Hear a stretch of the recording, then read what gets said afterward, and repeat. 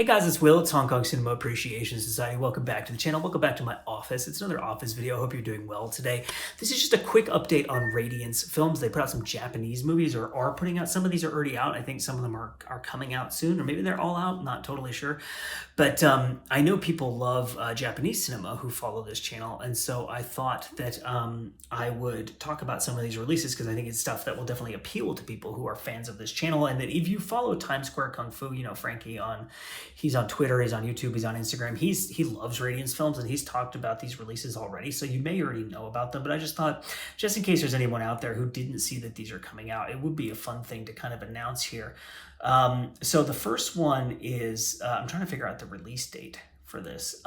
It's Shinobi, and it's a limited edition set of, it looks like 3 films. So it is a ninja trilogy. Here we go. 27th of May, 2024 is when this set is coming out. And here we go. In the 16th century, Japan is in chaos. Samurai clans engage each other in battle over who gets to rule the nation, while warlords call upon the ninja to spy on and assassinate their rivals.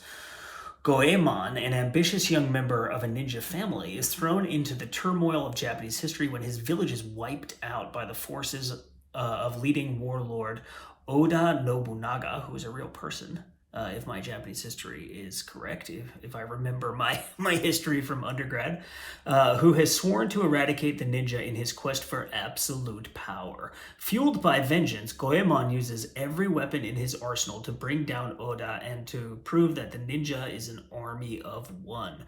Starring the Japanese James Dean, Raizo Ichikawa, alongside Tomisaburo Wakayama, who's in Lone Wolf and Club movies, and the Bounty Hunter trilogy, which I will be talking about in just a second, and Ayako Wakao.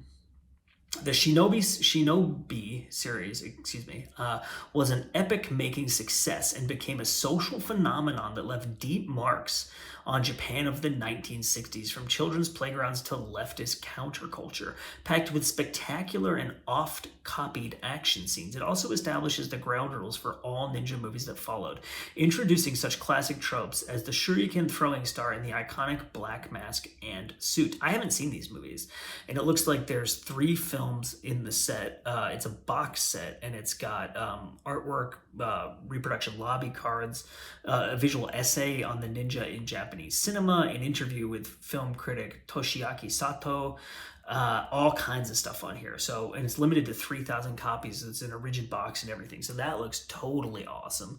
And I highly recommend everyone jump on top of that ASAP. And this looks like a region A and B release. And it's, yeah, so it'll be available in both the US and Japan. That's really exciting, dude. I'm stoked about that. Hell yeah. Okay, the Bounty Hunter trilogy. So this is 3 films. Obviously, it's a trilogy. And this one is coming out. This is both Region A and Region B, and this is coming out on 25th of March, so pretty soon. Before he made his name in the Lone Wolf and Cub series, Tomisaburo Wakayama starred in this triptych of violent samurai spectacles that draw on James Bond and spaghetti westerns for inspiration, yet feature the familiar style and blood-spattering action of the period. Wakayama stars as Doctor and spy for hire Shikoru Ichibe. That's amazing. He's a doctor and a spy for hire. Hell yes.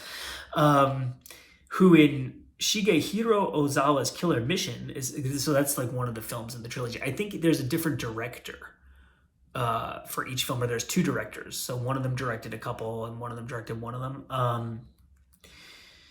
Killer Mission is hired to prevent the sale of firearms to a hostile shogun in Eiichi, which is 13 Assassins, Kudo's follow-up. So is that the same director? No.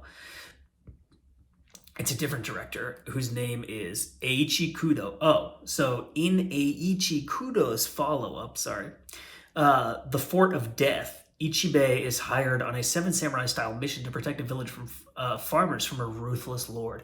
The final film sees Ozawa return for 8 Men to Kill, which is a freaking amazing movie title, in which Ichibe is hired to recover a cache of stolen gold from the government's mine, featuring an array of weapons and gadgets that would make Q proud, with Ichibe supported by a band of helpers, including fellow spies, Ronin, and female ninja.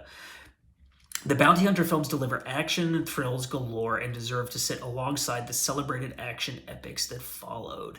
Hell yeah, this looks amazing. It looks like it's a 3-disc set, and it looks like it's a box, and that they each come in their own cases. And there's a visual essay by Eiichi Kudo, excuse me, the director, by Japanese cinema expert Robin Gatto, an interview with film historian Shigehiro Ozawa, and fucking hey, I'm sorry, I'm really tired and I have a little bit of a cold. My reading is not great right now. Interview with film historian and Shigehiro Ozawa expert Akihito Ito about the filmmaker. Audio commentary on Killer's Mission by Tom Mez. 6 postcards of artwork from the original film, reversible sleeves, limited edition booklet. So all the bells and whistles are on this, and this looks like a really fantastic release coming out March 25th. Then you have The Shape of Night, which I believe is also a Japanese film, and I really don't know anything about this movie. It's coming out the 29th of May, and it looks kind of like a romantic kind of art house film that might be like in the vein of Wong Kar-wai. A young woman from the countryside, who's played by Miyuki Kuwano, who's in Oshima's Cruel Story of Youth, falls in love with a handsome hoodlum played by Mikijiro Hira from Sword of the Beast, who pushes her into a life of prostitution. When his sleazy superiors catch sight of her, she finds herself trapped inside the gaudy maze of city nightlife. Directed by Noburo Nakamura and a veteran of the Shochiko Studio signature Golden Age family dramas, The Shape of Night was made as a reaction to the radical film styles of the Japanese New Wave.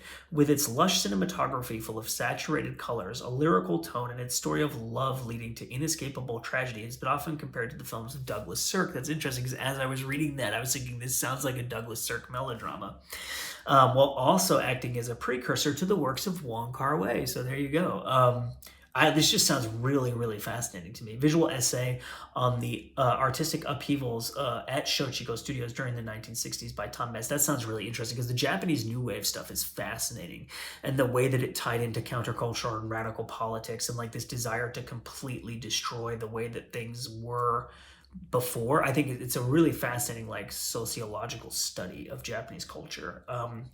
New and improved English subtitles, trailer, uncompressed mono PCM audio, high definition digital transfer, reversible sleeve artwork featuring original and newly commissioned artwork by Time Tomorrow. The artwork here is really beautiful.